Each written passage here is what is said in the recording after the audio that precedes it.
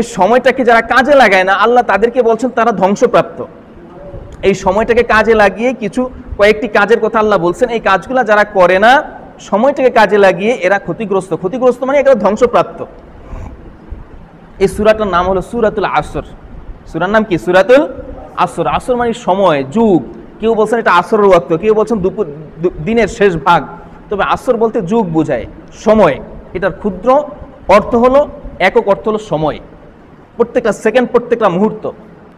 আর মৃত্যু যখন চলে আসবে তখন আর এইটা বলার সুযোগ থাকবে না যে আল্লাহ আমাকে আর একটু সময় দিতেন, লাউলা আখারতানি ইলা আজালিন করিব, আল্লাহ আমাকে যদি আর একটু সময় দিতেন তাইলে আমি এই সময়টাকে কাজে লাগে নেক আমল করতাম।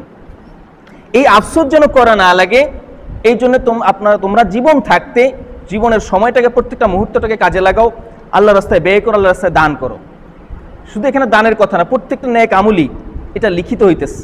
আল্লাহ রাসূল সাল্লাল্লাহু আলাইহি ওয়াসাল্লাম এক হাদিসে বলেছেন, আজাবান লি আমরিল মুমিনি ইন্না আমরাহু কুল্লাহু লাহু খায়র, যে মুমিনের জন্য আশ্চর্যের বিষয় যে প্রত্যেকটা কাজই তার জন্য নিয়ামত, তার জন্য কল্যাণকর। সে যখন বিপদে পড়ে তখন ধৈর্য ধারণ করে, এটাও তার জন্য নিয়ামত। আর যখন সে সুখে স্বাচ্ছন্দ্যে থাকে, সে আল্লাহর শুকরিয়া আদায় করে, এটাও তার জন্য রহমত, এটাও তার জন্য কল্যাণকর হয়। তো মুমিনের উপর যদি বিপদও আসে, অসময় দুঃসময়ও যায়, এইটাও একজন মুমিনের জন্য রহমত, বরকত, দয়া। আল্লাহর হাবিব সাল্লাল্লাহু আলাইহি ওয়াসাল্লামের দুইখানা হাদিস বলবো। এই দুইখানা হাদিসের মধ্যে 5টা কথা উল্লেখ আছে। প্রথম হাদিসে 5টা, দ্বিতীয় হাদিসে 5টা।